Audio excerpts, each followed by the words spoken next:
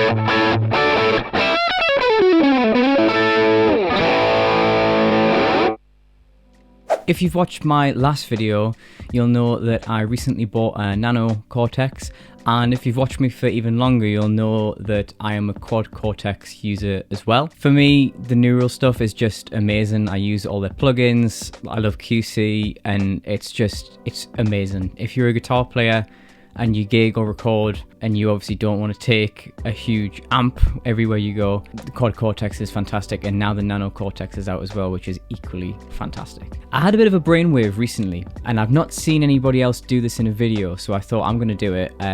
Claim to be the first, because I haven't seen another person do it. Both Quad Cortex and Nano Cortex have the capability to capture amps and drive pedals, and the Nano Cortex only has captures on it. It doesn't have the modular amps that are on Quad Cortex.